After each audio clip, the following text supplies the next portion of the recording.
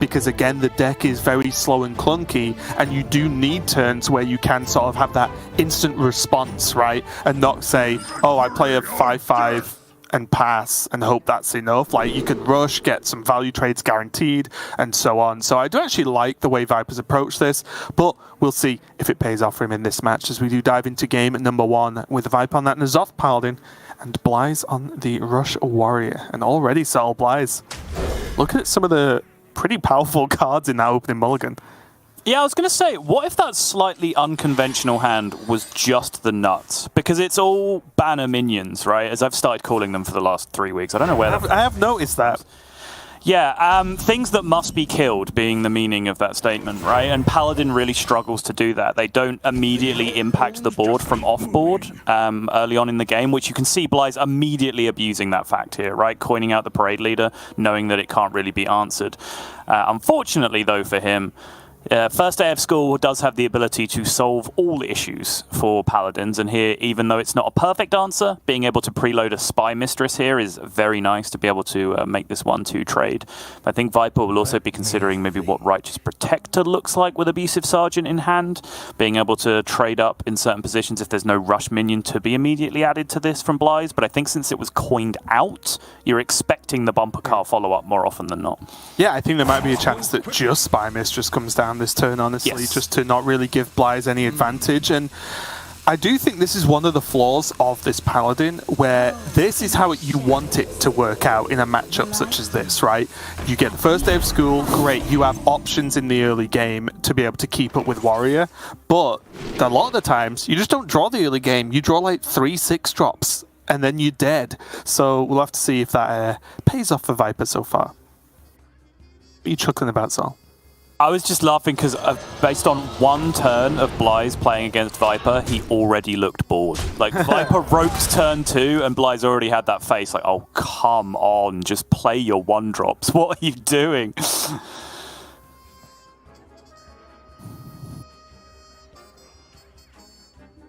I feel like xBlyzes is about to like just slam down some poetry or something. Just again, just looking at his camera. But knowing xBlyzes, the poem would be just like a one-liner. And that's it, just get it done with. No point wasting time. Speed running poetry. Yeah. Oh wait, that's just a rap battle. Not sure that quite flies, but okay. I wonder. Viper does have to prioritize taking down this parade leader. It's just too much value to sit on board. It's just how he wants to do this. Yeah, he can go with the broom here as well, right? And still be able to clean this up pretty effectively. He's actually not going. Well, he still might actually, even with the Abusive Sergeant. Abusive Sergeant is a little bit unnecessary, but he can use the now 2 smaller minions to trade with and preserve the larger minion on board, which is very reasonable. Yep, just trade with a 2/1 into that and push 5 extra damage. Seems good. xBlyzes, insta response, the Warm All Challenger. And his turn's already over before I could even finish the sentence. Yeah, but this will be the fastest turn from Viper for sure. He knows he's jamming Kazakus here, no doubt about it. Yeah, key priorities are along the lines of, oh, that'll do, Divine Shield, summon a copy, or even summon a copy rush would be fine, just to fight back some of the board he's expecting to lose here. Bit of an awkward turn from xBlyzes, actually, because, again, he will be expecting, I think, when you make a turn into a Kazakus Golem, you're expecting, like, 5/5 times 2. And then something on top of that, whether it be rush, divine shield, deal damage or something. And it's a pretty weak play. It's an extremely weak play, yeah. It does take board though, which is massive, but this is the dream golem on the other side here for Viper. Now suddenly the lack of playmaker in the opening hand even might be just coming back to bite xBlyzes a little bit, but he does have that Blood Boil Brute, which is able to clean up a good chunk of this. I imagine he's going to value bump the Divine Shield here, just to make sure this doesn't straight up contest. Hand of a Dahl is a very good tool now to do that instead, though. It is, but I'm wondering if he could just play Carousel Griffin and Righteous Protector this turn.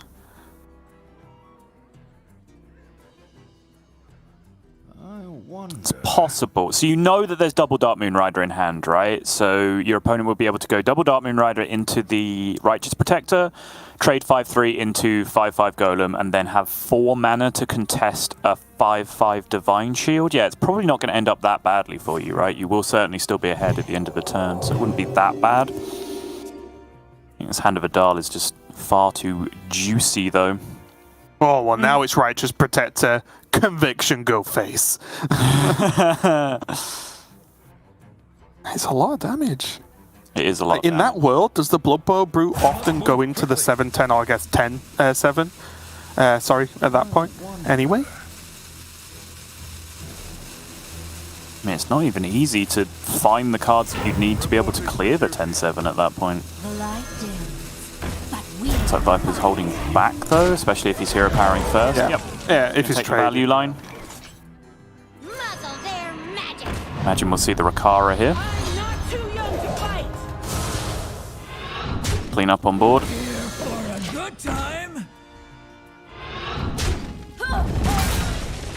Oh, it's just a lot of damage. Oh, wait a minute. Lethal, question mark? 20, so not quite. Oh, it's close enough, though, isn't it?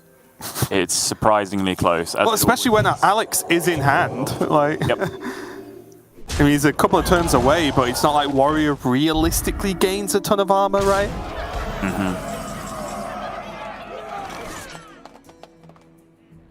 Colt Neophyte, not the draw. He's drawing all of the weird tech cards in his list. He needs actual rush minions.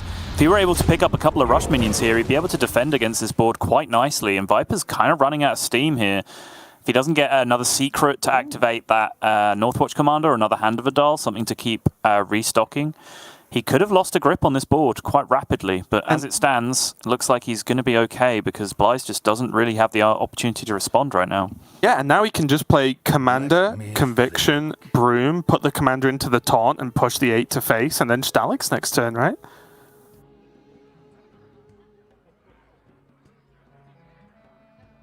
Yep, I like that. Can even Hero Power, squeeze it in, right? That's enough mana. Just go for extra trades. Can put the Broom and the 1/1 into the 3/2, just because you can at that point, I guess. Right. Reporting for duty. And most importantly, it beats armor up, right? Oh yeah, I'll do it this way. That's probably just better. I was going to say, retain yeah, the bigger minion. I think I just went with the way my brain went initially. Yes, I'd refined it slightly to the point where you traded the 2 1/1s, the Broom and the 1/1 into the Taunt that came out, and then value traded with the Northwatch Commander over the 3/3. But like this is even better again because you preserve the 1/1 on board. So yep, xBlyzes just going to throw out the Troublemaker. xBlyzes going to throw out the game, and N'Zoth Paladin is going to pick up a victory in the series, which I think is a very, very big deal. But I will stick to my guns somewhat and say that was a, you know, it wasn't a bad draw on xBlyzes' side, but it was a weird draw on xBlyzes' side, right? Where he hit double Cult Neophyte, drew an Ogremancer, all of which are very ineffectual in that matchup. Whereas I think you could see maybe 1 or 2 just other big rush minions, a Runthak, and second bumper car, anything like that that would allow him to affect the board immediately. Viper was just starting to run a little bit dry and was going to need some more card draw or N'Zoth off the top really to be able to fight back immediately. And I think as well, as we can see with this 10-2 living now, you've got to think the Ogamancers are normally tent trashers, right?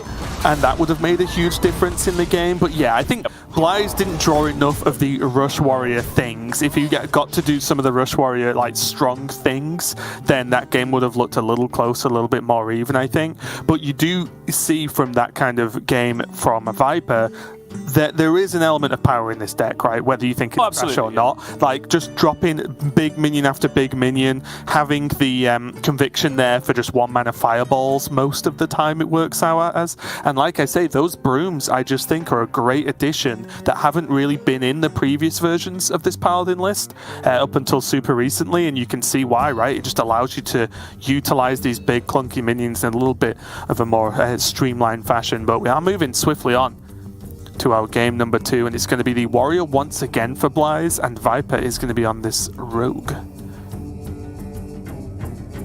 Yeah, interesting build of the Miracle Rogue from Viper. Cold Neophytes have become almost ever-present throughout Grandmasters, at least European Grandmasters, but Viper seems to be the one holdout. He is running One Makers instead, and this is kind of a rewind to a few weeks ago where Cold Neophyte wasn't necessarily core to the deck. It was a very like matchup-dependent card. It was a very, well, if you want to beat this, you can play Cold Neophyte kind of addition to the deck, and the core of Miracle Rogue was only really about 22 to 24 cards deep. Before, you know, Vanessa Van Cleef and the 2 Neophytes and so on, just really rounded out the deck list as like, yeah, this is what we play now. Double Guardian Org Merchant, I think, as well, filling in at the end. But now Viper's kind of gone back a little bit and said, no, I'm just not really planning to deal with the matchups that Cult Neophyte is strong against, right? The Token Druids, the Mages, all that kind of stuff. I'd just rather have One Makers in there for that extra bit of resource generation, that extra ability to hit a couple of Brain Freezes, really pop off on my field contact turns, all that kind of stuff. So I can certainly respect that adaptation from Viper. Yep, and we are going to be diving into the next game, and wow. Let's talk about this opening hand for Viper, Sol. What do you like keeping here? Octobot, almost certainty, but I find the things to keep with Octobot are very interesting and are very varied in opinion from player to player. They are. I do like keeping Swindle here when you have Octobot. Secret Passage, not so much. Prize Plunderer is probably the one that people would argue with you with. I don't particularly like keeping it with this exact hand, particularly against Rush Warrior, where I don't think there's a massive fear of needing to get your Octobot to go off incredibly early.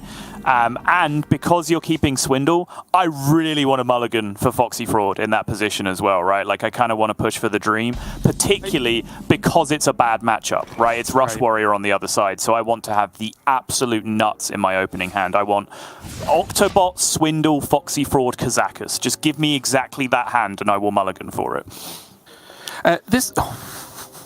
Okay. This might be a bit of a stretch, but do you think there was ever a consideration of keeping Prize Plunderer because it's Rush Warrior, and he actually might want to feel like he needs it to actually defend some of those early starts, similar to what Blyze did last game? To fight it back against like a parade leader or a playmaker early or something? Maybe, I can see that, yeah. There's only really Brain Freeze in your deck that interacts with that, and even then you need a nice way to combo it. Right. He is on coin, which does make Prize Plunderer a lot better, so I can definitely understand that merit. But, you know, my mentality in bad matchups does tend to be just like, you know, mulligan for the absolute nuts when given the opportunity. Right. And those look like some nuts to me, Sal, because that Viper's hand is pretty insane right now. Look at those reductions. Yep.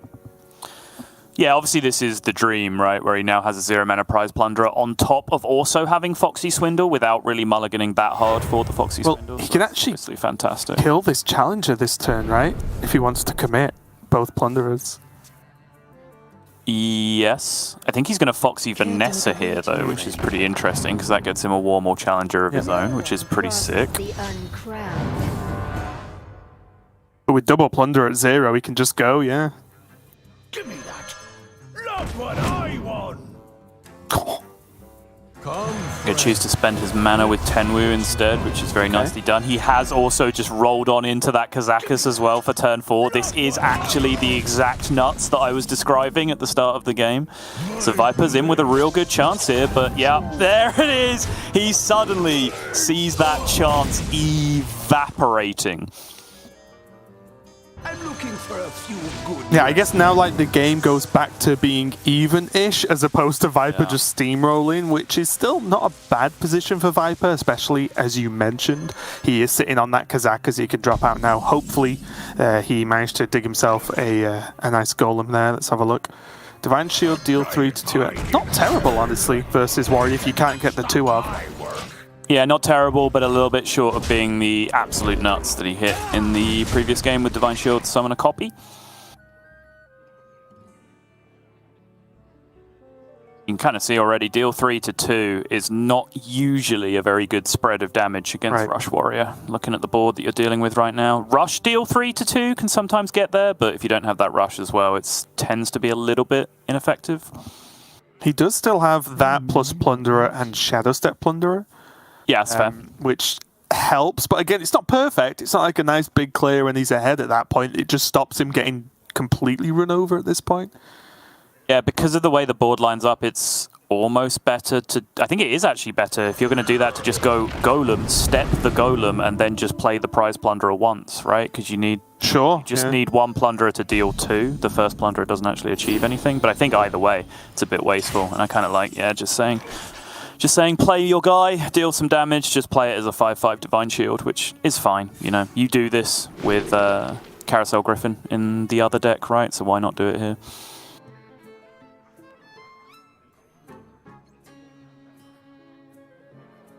Players can kill this off with a Blademaster trade along, then follow it up with a Runthak and the weapon. It would be a bit painful, but again, just getting the Runthak down, it hits pretty decent minions with Bumper Car and Crab Rider. Gonna go a different way though. We want Runthak to hit more of the 1/1s instead. Yeah, I like this. This actually like develops a similar, if not more, amount of immediate power, right? The trade is basically the same, just the Blademaster and the weapon goes in, but then you're also putting the 2 riders in your hand for the Runthak on the following turn, which I think, you know, over time gets you a little bit more of a tempo swing. I challenge you to match battle!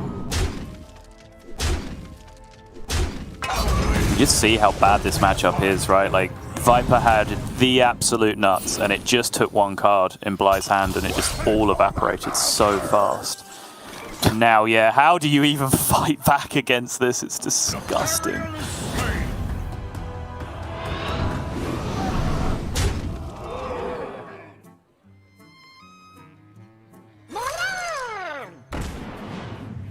Scratch the Murloc out, valuing the cheaper Dark Moon Riders to potentially get the buff from the second Runthak attack. Yep. Some cards just feel good, you know? Like sometimes you just play a card and you just want to pat yourself on the back, like, yeah, I did a good thing. That was a good feeling. And Runthak is very much one of those cards.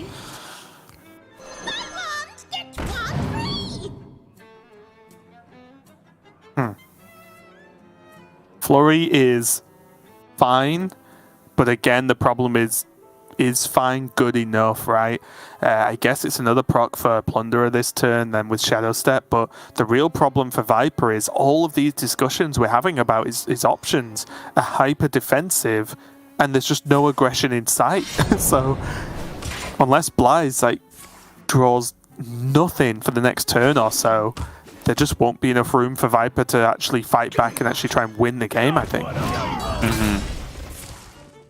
This Plunderer turn is massive, though. Yeah. But it just means next turn, Viper's Secret Passage has to work miracles. Yeah, Passage into Jandice is probably the #1 way I see him getting a foothold in this, right? Like, Blyze has a weak hand. He knows Blyze has 2 Dark Moon Riders plus X. Unfortunately for him, the X is another Runthak, which is about the best possible card it could be in this position, considering it was a discovered rush minion, right? So it can't be like Troublemaker. So Viper's hope there, I think, was weak turn from Blyze, and then he gets to go Secret Passage into something powerful, you know, Mancrick's Wife, Jandice, that kind of stuff. Right.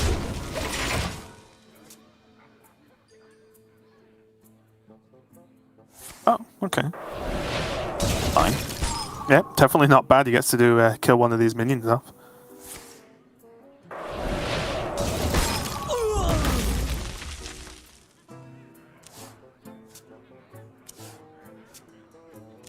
Field Contact is an interesting alternative, but there's the Jandice, though. Oh, he's going to live the dream with the Field Contact instead. Interesting. Looking for the perfect daisy chain here. And I can understand why, because if he plays Jandice this turn, yes, he's had a good turn. He's played Jandice.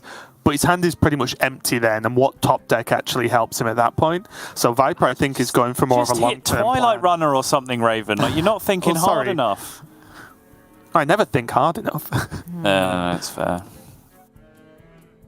Like, what my main point is, I understand where Viper's head is at, right? He wants an actual longer-term plan and not going all in on 1 minion. Well, 3 minions, I suppose. I would have jammed that Jandice into play. Like, this just feels like a kind of Jandice kind of game to me, right? You need something spectacular to happen, something unfair to happen. Okay. Yeah, that's the probably like slowest card that Blyze could draw at this point.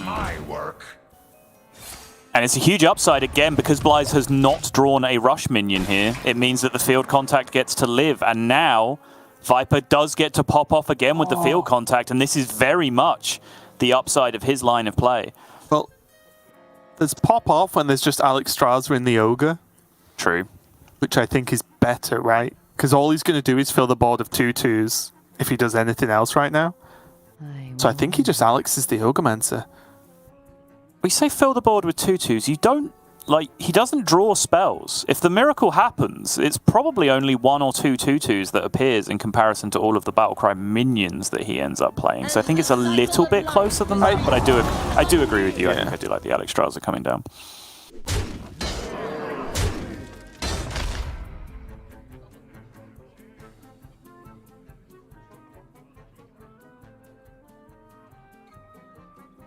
Working out if there's any reason to attack anything but the face here or to press the hero power at all.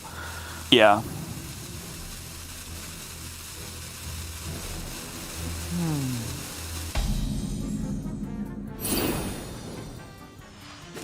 Decided against it. Alexstrasza as a draw would have been lethal whether he pressed the hero power or not. And speaking of Alexstrasza, I believe that's guaranteed because xBlyzes isn't playing the 10 Trashers. That's right. Yeah, Ogremancer's in the list instead, so that is the straight-up clean triple draw of the guaranteed mech, the guaranteed pirate, and the guaranteed dragon. That is field contact down the drain. Even this, like, xBlyzes just wasting 0 time here. Why waste animation time of buffing more minions when I don't actually need to get the job done? And maximum efficiency. And funnily enough, xBlyzes went from the worst draw in his deck straight to the best draw in his deck with back-to-back turns, which was pretty nutty, and Viper clearly not too happy about that. Yeah, and rewinding to that decision of field contact versus Jandice, right? You can, again, just talking about like Viper's decision, he was praying for one bad draw, right? No rush minion being drawn. No Crab Rider, no bumper card, no whatever else. And again, we've talked about it a lot, how this is a very teched out version of Rush Warrior, Cult Neophytes and Ogremances, where that happens a little bit more often because of the lack of tent trashers. So, you know, maybe that decision has a little bit more merit than I gave it credit for immediately. But then if you want to boil it down even further and then say, well, you needed xBlyzes to whiff twice back to back, right? Like even drawing a good card off the second draw here has turned out to not quite be good enough, although admittedly it was the actual best draw in the deck the second time around. But Viper, isn't out of it yet. He can actually deal with this board, and he will face... Is he one save? No, he's not. He's actually just dead, isn't he? Because the Moag procs. Apologies. The Moag procs, yeah. Yeah, and he can just Alex him, my bad. And even if it didn't... Turn left. And even if it didn't, like, his position's still not great because xBlyzes just Alexes his Alex, right? And then what from that position? So yeah, I think he would have largely been in trouble either way. Boop. Now he's going to even up the series. xBlyzes. I think Viper did a really good job there. Of course, the Blade Master from xBlyzes had a huge dent in what could have been just a sneaky win there for Viper, getting off to such a good start with that Octobot hand. But yeah, kind of the expected outcome. So imagine Viper's probably like, oh, I could have just won that game, and the rest of the match would have been so much easier. But it was the expected outcome overall. So a bit of a tough one for Viper, but xBlyzes does manage to put one on the board. It feels so bad though. Like, I speak from experience that these are the worst feeling losses, right? Where even though you can argue whether or not he really got unlucky with that Watley draw in comparison to the turn before, like, from your perspective as Viper in that position, you've made a calculated play with your field contact Divine Shield, right? To play for a particular out. You've then hit that out on the following turn by xBlyzes not playing a rush minion. You feel like you earned that one, right? Because you played for it. You made the play. Like, yes, I'm a genius. I am a shining golden god. Someone make me a statue. I'm playing so damn well. And then they draw the nuts on the following turn. You're like, oh, come on. Like, I deserve to win this. I'm playing so well in this situation. So I can certainly see the frustration kicking in that spot. But I think, you know, your way of reflecting on it is probably the healthiest one, which is just to say, okay, Bad matchup. I was expected to lose that. I did my best. I'm happy with the way I played, but I still ended up losing. Let's move on. Right, and he's going to be moving on with, I believe, the Rogue once again to go up against xBlyzes Demon Hunter now. And again, we talked about this yesterday and the day before, I think, where xBlyze is running that Sigil of Silence and that Sigil of Flame. So they are tech cards, but ones that will actually be useful against Rogue. And especially that Sigil of Flame, it's just that extra little bit of help he might need for that AoE. And as I know you like, Sol, just two pretty dumpable cards as well. Yeah. I mean, I'm not going to come down in the camp too hard of these two random floating one-offs in OTK. I think Sigil of Flame is good. Sigil of Flame is a playable card, yeah, for sure.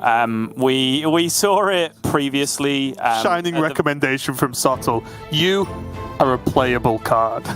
Here's a medal. That's all you're going to get from me. I don't know what you want from me, Raven. Yeah, we saw it yesterday. Sigil of Flame coming down right at the end of the game. It didn't actually disrupt Bunny's turn whatsoever. It just ended up in a position where it was the last turn and Bunny just kind of dumped resources into it, but then there was just lethal on the other side anyway. Bunny just kind of making the conscious decision that, in his words, even we spoke after the series, he said he just felt like playing around turn 8 lethal just didn't seem like a reasonable thing to do, so he just didn't, you know? Which is fair enough. Sometimes you do have to take those risks. And speaking of things that don't seem reasonable, this 4-keep from xBlyze seems like a very reasonable thing to do from his perspective. It seems like a very unreasonable hand to have been dealt, because this is filthy. Yeah, I mean, the most you could stretch out a potential negative is xBlyze might be forced to just throw away the Immolation Aura. But if xBlyze does not need to play Immolation Aura, doesn't have a decent Immolation Aura in the first, 4 turns of the game, he's probably winning anyway. It's like, so it's fine. But yeah, double skull, very easy to shift those to the left, and Sottle is officially excited. Filthy. We'll see where that gets played. He could go next turn looking for Spectral Sight or the Crimson Sigil Runner. Oh, okay, never mind. He can just draw Spectral Sight off the top. Problem is, you have to stop and you have to count, and this is what xBlyze is doing right now, about hand size overall, right? And this is what he's thinking about, because he's going to cast 2 skulls. Casting 2 skulls is more important than casting 1 Spectral Sight now, so that's what he has to plan for. That's why he stopped. That's why he that's why he thought, and that's why he decided to. That's why he glowed, and that's why he threw a card away from the left-hand side of his hand instead, even though it's a very valuable card in the Immolation Aura. Actually, think it's Thog. Ah, thank you. But yeah, so I'll just getting progressively more Vince McMahon as this game goes on for xBlyze here with these draws. Wait, as in progressing Vince McMahon meme faces? Yes. Okay. You have to understand that when you reference Vince McMahon, I think of very different things than what Normie thinks of. Yes, but I am making the reference for the viewers as well, Sottle. So. Yes. I'm sure Lorinda will be trucking along somewhere. Mm-hmm.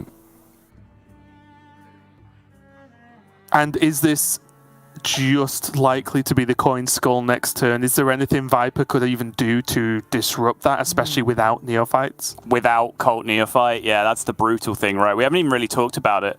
How I feel like the Rogue matchup has very much, or things have swung very much in favor of the Rogue matchup, I should say, over time, where initially I think everyone was like, this is just such an easy matchup for the Demon Hunter, and then everyone started playing double Cult Neophyte, everyone started to realize how to engineer good positions as the Rogue, and suddenly, not so much. This actually feels quite difficult, and key usages of those Immolation Auras actually became very important, but without the ability to disrupt, xBlyze is so free to do what he wants. I think even against a Cult Neophyte deck, he might have played this better, played this differently, right? By holding on to the Immolation Aura just in case he gets locked out of his Skull turn by a Cult Neophyte, and then he can use that turn to drop the Immolation Aura instead and clear up some of the board. But he doesn't really have a care in the world right now. He can just do whatever he wants. And look how sick the Sigil of Silence is. It's just factually going to burn 1 mana from Viper. Tell me I'm wrong. Pretty good. Tell me I'm wrong. Unless Viper wicked stabs his own minion for the coin.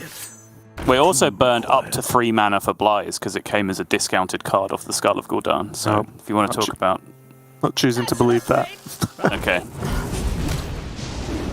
Viper just taking what draws he can get now, because obviously this board is going to be silenced, but it will still exist, right? It's not Sigil of Flame, so he still has this pretty threatening board right now to face down xBlyzes.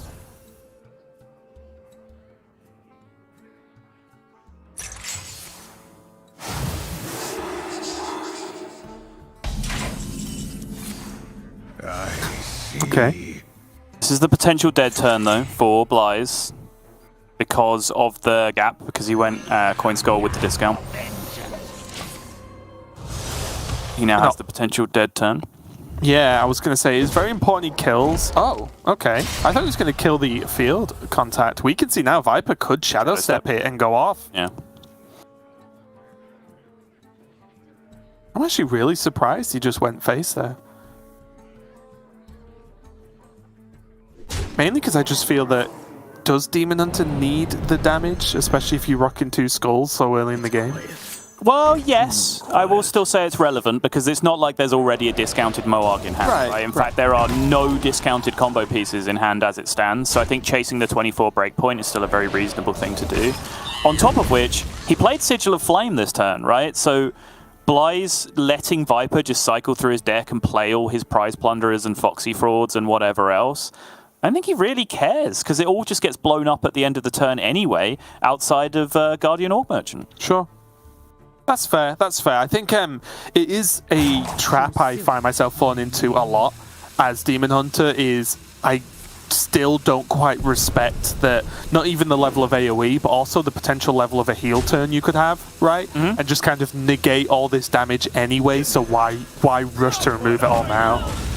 It sounds like, and it sounds like a joke, but like this is almost a genuine piece of advice. It sounds like your #1 problem with OTK Demon Hunter is you care way too much about what your opponent's doing. Yeah, and that's just life advice. People care way too much about what people think of them, what they're up to. I mean, just don't. Just do your own thing. Yeah. There you go.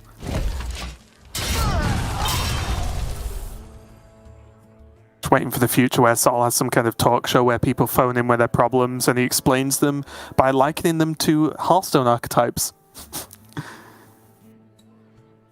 That actually sounds pretty good. I honestly think I could make that work. Yeah, I've got a job interview coming up. Okay, just channel Face Hunter. Just go for it. Just you know what you want. There's one direction to go and just go for it.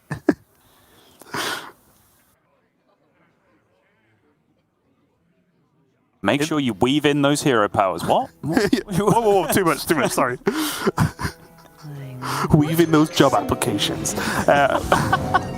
Weave in those exaggerations to your CV. Those recommendations. Viper did have a lot of options there, but again, without going off with another field contact, it was likely to just end on Jandice. He's not facing down a Sigil of Flame or a Silence or anything now, so he can try to build that board up and hope xBlyzes doesn't have some kind of answer. Ilgi. Pink card. Viper considering the Shadow Step at the last moment. That is not the pink card, but that now does give really interesting opportunities to xBlyzes. He is going to copy a naturally discounted Moarg, a skull discounted Moarg. He can continue to draw now with Sigil Runner on top of everything else. Really wants to pick up an I-Beam here, ideally, but having not found one, he might just be dropping Fellscream Blast #1 here. Yep, looks like it. Full Reno. And again, because Viper's on 25 and only 1 damage, 1 hero power, whatever, away from 24, is him dropping that Fellscream and the Moarg just not really much of an issue right now in terms of combo damage? It's kind of an issue because he's still a little way away from I-Beam lethal, which obviously I think he still has 2 of left in the deck. But if he can find the time to get the second Warblades down, and actually have that preloaded for his eventual Il'gynoth turn, he can certainly get there with an I-Beam. Because currently he has Talented Arcanist, which would make I-Beam cost 5, then double to 10, double to 20 with the 2 Moargs that he has. So if he can drop Warblades damage on top of that as well in his Il'gynoth turn, he'll be able to get there with I-Beam. Otherwise, he will still need the second Fellscream Blast. So it's not a big deal, but he's kind of doubling the amount of cards that could be the last card in his deck and be a problem, Sure, right? okay. Which is something that is to be concerned about. And here the Viper is putting a lot of impact on board here. Gets a big reduction down. Has that wicked stab in hand.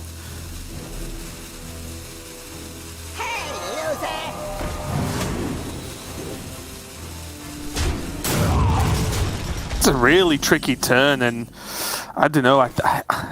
I was looking at a few different options, for example, with the Shadow Step there, but frankly, the rope was just burning too much for me to even talk about them. Okay, accounting for the final philosophy as well, he is more than comfortable. The only problematic card now, obviously, to be at the bottom of the deck is the Organoth itself, which is starting to look very much that way. But now, even if he were to be forced to use the I-Beam, that's I-Beam for 5 with the Arcanist, then double to 10, double to 20, double to 40, with 3 genuinely zero-cost Moargs in his hand right now. Here as well, I guess, unfortunately for Viper, the Van Cleef would only get an Immolation Aura, which is not really what he's after. So many options. Have a look at the remaining cards. Yeah, we are sitting in fingers crossed mode for Xbylyzes because there's a couple of dead draws here as well. The Org Merchant doesn't really achieve anything. The Fell Screamer doesn't really achieve anything. But outside of that, Chaos Strike and the Illidari Studies both give him opportunities to pick up card draw. I wonder. And the cycle of life is reborn. Yeah, imagine this is going to be Shadow Step, right?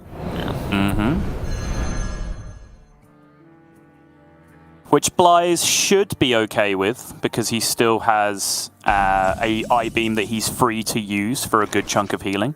That's a dead draw. That draws nothing. There are no outcast cards left in the deck.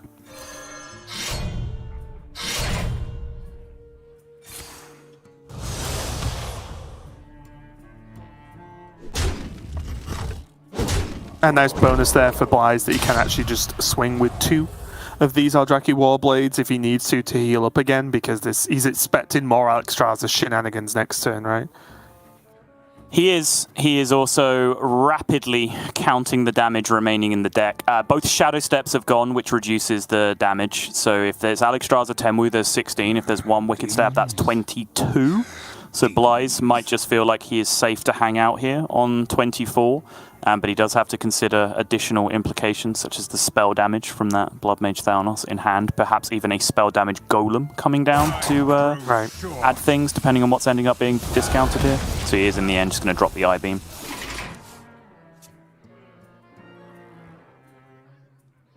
Oh. 1 mana off, right? Needed discount on everything? Yeah, he needed everything discounted, right? Or more so. Or a Shadow Step? He's out of Shadow Steps. Yeah, I just mean he would have needed one to help out. Yeah, okay, sure. Yeah. But yeah, so Alexstrasza for 7, Wicked Stab for 1, Tenwu for 1. He spent 9 mana, so he can only then drop the Alexstrasza again.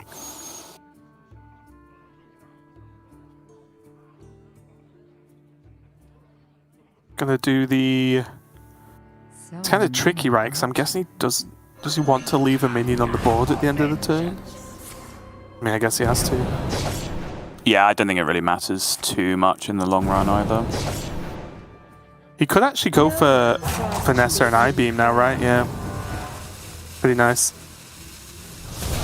Is there an out here that I'm missing? I don't think so. Fill out? Okay. I think he just took the heal because he had the mana to, right? Just heal to heal. Yeah, I mean, it's very fair. Yeah. Care to make a wager, friend? So weirdly now we have to ask the question, if Xbylyzes does not hit the lethal here, which he now still has the opportunity for with Illidari Studies, 3 draws, one of them has to be Organoth, there it is, okay. But rewinding, before we had to fit that entire turn into Xbylyzes speed, if he hadn't have drawn the Illidari Studies there, and even after having drawn the Illidari Studies, if he hadn't have hit exactly Skull, he could then consider what it looks like to switch to a fatigue game plan from that point, right? Like, heal back to 30 again with all the Moargs and just blast the other side of the board to clear it. and then just have a bunch of 4/6 Moargs in play. You know, the no hands gamer line that we've seen multiple times over in Americas, because if he doesn't draw any cards, he's actually winning in fatigue at that point. There's not really much damage that he has left to deal with from the other end, from XBlyzes' side, and really not that many impactful minions left to deal with either, having already seen the Jandice. I think the problem with that would end up being the Kazakus, which might just get him into trouble from that point. So I think, you know, in the end, very happy that he was able to hit one of the actual card draws in the remainder of his deck and dig his way through to that Il'gynoth and finish out the game, taking a 2-1 lead now. Yeah, the Jandice and the even the xBlyzes, right, as well, potentially, because then Viper could like heal himself with it, and then if he thinks he's going to play some kind of fatigue game there. But good win for XBlyzes, of course. It looked pretty close. XBlyzes is now going to be on his Paladin, and it is not the N'Zoth Paladin we have seen from Viper so far this series. It is in fact the Libram Paladin with that secret package in there as well. So we get to see if this can keep up with the N'Zoth performance we've seen so far today. Yeah, such an interesting ending though. It is the downside of like playing things at XBlyzes speed, is you don't necessarily get to consider all the implications, because say he misses Skull there and he hits the big minion, right? The minion, the 5/4 that summons 2 1/1s or whatever, he can just play a massive board that turn. Right. Like, is that then too much even for Kazakus Golems or xBlyzes to be able to come back against at that point? Like, would have been interesting to see that one panning out in a different way. But XBlyzes just hit the Fell Screen Blast, 72 damage in the end, even after everything he had to throw away, right? You know, Fell Screen Blast #1, I-Beam, used Moargs, used an Ethereal Arcanist alongside the Immolation Aura as well. So many resources dumped, still able to hit 72 at the end of the game. Just shows you what a resilient deck OTK Demon Hunter can be. Yeah, things are still looking a little bit dicey though, because as you can see there, XBlyzes actually 3-9 with Libram Paladin this season, which is not really a percentage you want here. So he does have a bit of time to make this work versus Warmer, of course, as Warmer, sorry, Viper, apologies, I was looking at Warmer's list by accident. As Warmer, I'll stop. As Viper, as I can get words right, still needs to take 2 victories here, and XBlyzes only has his Paladin left over. I'm okay. You done? Oh, you can carry on. Yeah, I knew you were going to ask me that. Yeah, I kept saying Warmer, then I looked at Viper stuff, and I then just looked at Warmer's again for some reason. I'm just excited to cast his match later. Well, we do have to get through this one first. And yeah, XBlyzes Libram Paladin here with the Consecration. Very similar theme to what we've been seeing throughout his lineup with the Cult Neophytes and with the Ogremancer in his Warrior. Looking for that little extra bit of gas against Token Druid, potentially Sigil of Silence and Sigil of Flame thrown into his OTK Demon Hunter. So he is weakening himself a little bit in some of these matchups. Consecration has cleared a couple of boards in Libram Paladin for him so far, but in very miserable ways where they have not ended up being good turns in any way, shape or form. So I think it can be a very problematic card for him, but it might just have a positive impact for him in this one. Like maybe if he can get a carry or roam discount on it, it becomes efficient enough to be able to answer a field contact turn on the other side. But I think more importantly, he will just want a nice smooth curve of discounts into Librams, and he's not far off having that right now. Yeah, it's not looking too bad. Aldor Attendant in his opening hand is fine, but Viper's opening hand is not looking too shabby either, especially now he can go Coin, Foxy Fraud into Swindle, then go One Maker, then go Mankrik, then go Kazakus. It's like, this hand looks like it plays itself to me, Sol. Care to make a wager, friend?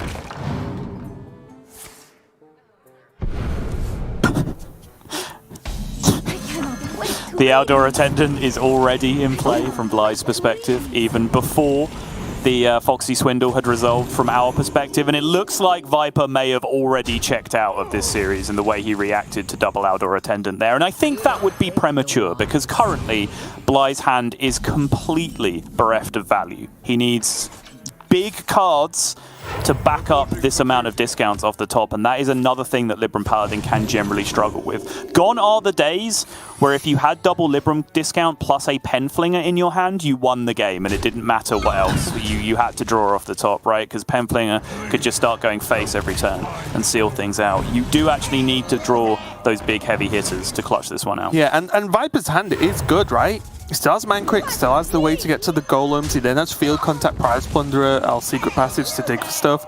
Blaze is playing faster than I can even talk right now, so that's why I'm kind of focusing on Viper, because he just locked in that turn before it even really begun. Well, congratulations, Blyze, on your 3rd win of the season with Libram Paladin. It's been a long old road to get here, but yeah, it's looking very good right now. I'm looking for a few good mercenaries. First day of school was such a fantastic pickup, right? That's the spot where it is arguably now improved from its previous form, where you have a fast start anyway, and then you curve into it, and you just pick it up off the top, fill up your hand with nice resources, able to play out pretty effectively.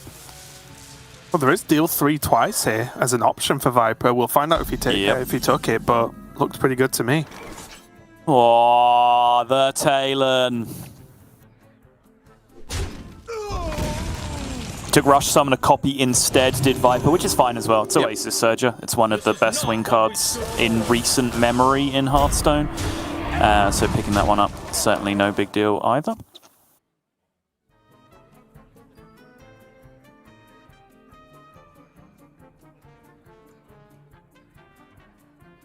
I say it's Oasis Surger as if Oasis Surger like this was just a card that you could put in your deck. Like, you had to complete a quest which involved not spending your mana for 4 turns before Oasis Surger became this.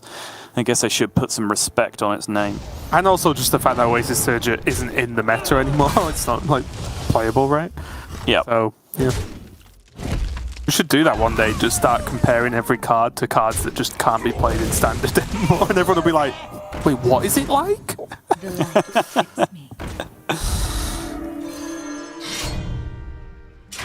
Grab your cutlass. Let's buckle swash.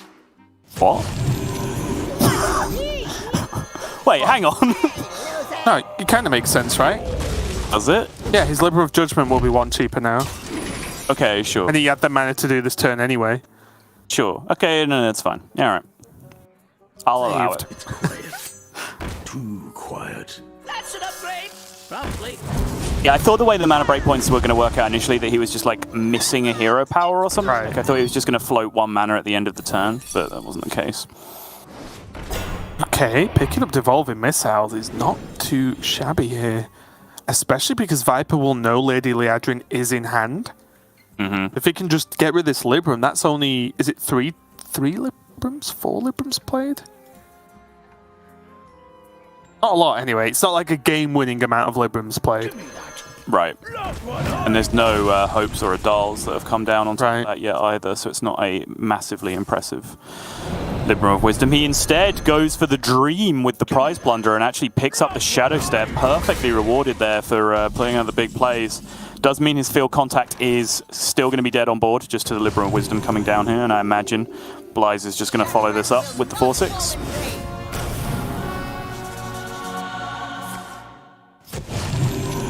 And this is where the hold on the Devolving Missiles pays off, right? Because now he gets to completely destroy Libram of Wisdom from Blyze's hand. I think Blyze will hold 1 or 2. Okay. He knows there's a mage spell in hand, right? Like, do you need to play every single one? I don't think so. No.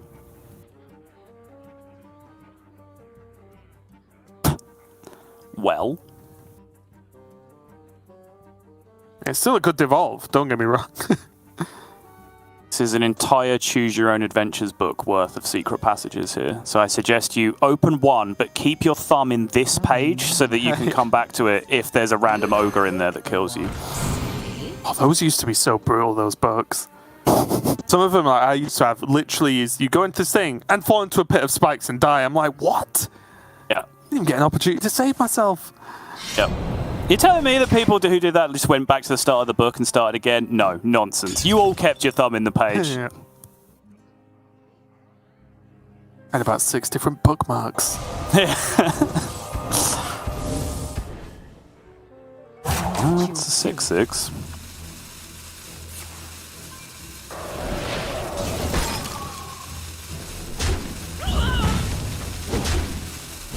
Is Blyze the most unflappable Hearthstone player that we have in Grandmasters?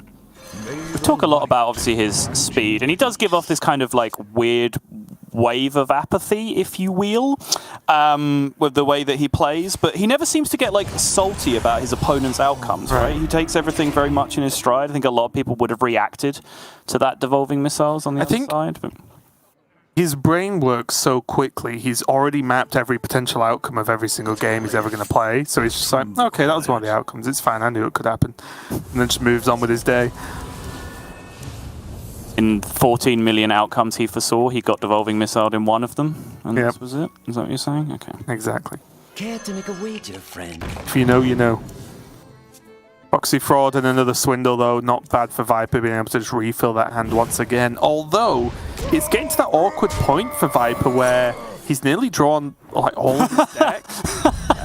And he doesn't really have a way to kill Blyze right now. So it's a little bit scary. Oh, that's great. Reckoning's just a good secret. Too soon. I think it at least took me a while to realize the implications of it's when a minion deals 3 damage in any way, it dies. Give me that. Look what I want.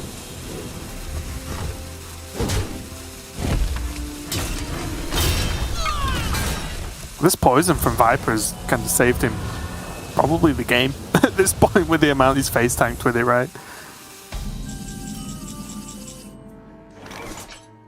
My blade seeks vengeance. I'm going to throw the book. Playmaster going to come down here, clean everything up. Yeah, crucial that there was a big response this turn from Blyze, because otherwise his hand was starting to look a little bit slow in response to what was being pumped out from Viper on the other side.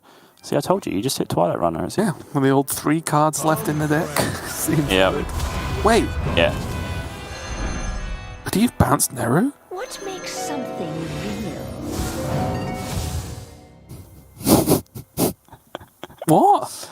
I mean, I'm laughing because it's funny, not because it's stupid. Like, I can kind of see where your head's at. Yeah. Viper does have history, of course, with taking advantage of his Jandice minions by bouncing them back to hand in unusual ways. That just seemed correct. Okay, I'm not going to go that far. Felsol Jailer in the previous week, taking 2nd place, I believe, in Derek's top 5 moments. Blyze, I'm sorry. You're a genius. I'll never criticize your deck building skills again. You are the absolute nuts, my friend. I bow down at the altar of Blyze.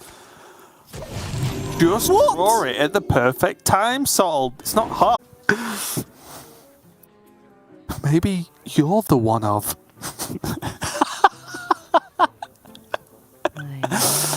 Yeah, well, you're a one-off. What does that mean? It's how you feel. That's what it means.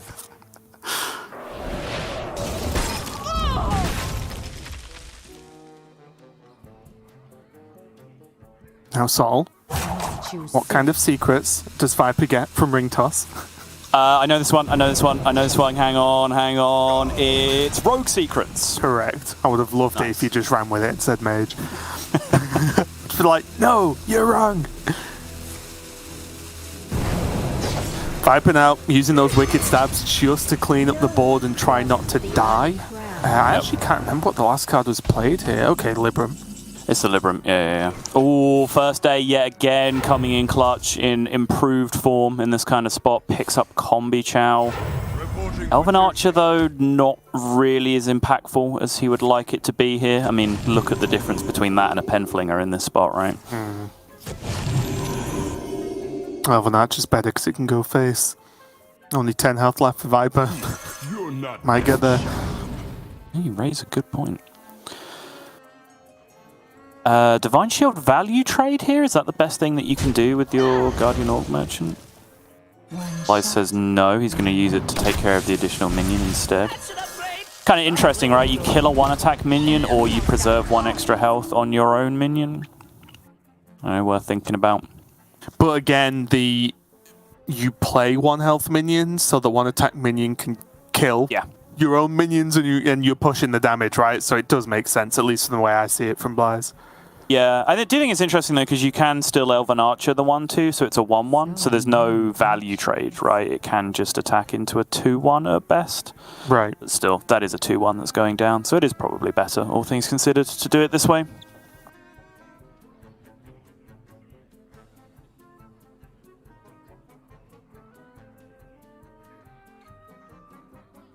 I'm wondering if this comes down to just a self Alex here.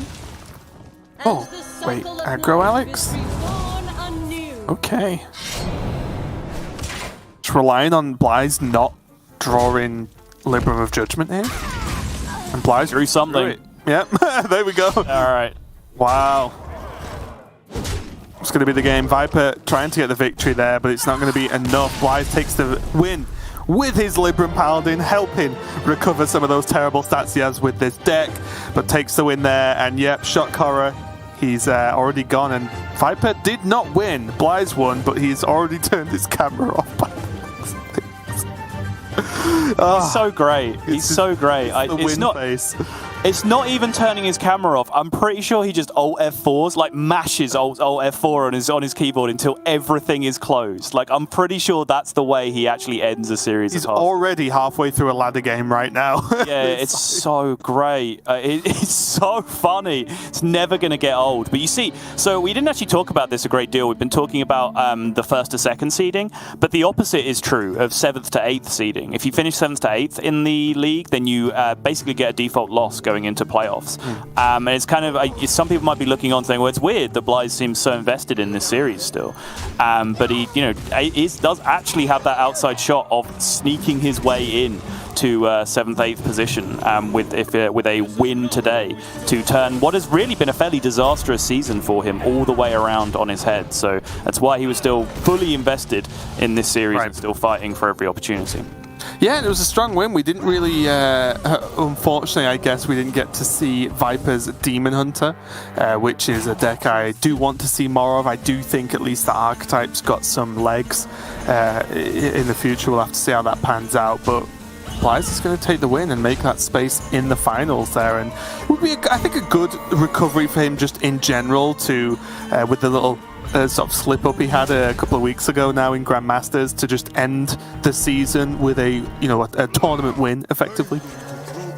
Yeah, certainly would be a nice way to turn it all around here, but I think he definitely had the run of the green in those last few turns as this Jandice came down. This was game ending. This was game ending against 12 of the 13 cards left remaining in xBlyzes' deck, and he found the one, and the one that probably, for all intents and purposes, should not be in his deck to begin with. He just picks it up, and you can see how much that hit like a dagger to the heart on Viper's side. And then even then, from that point onwards, picked up first day of school, which is one of the highest value cards he had left remaining, into the lethal out with the Libram of Judgment. He drew very, very well towards the end of that game. But as always, he still engineered the position as best as he could. He still did really get through a couple of little tricky turns very smoothly.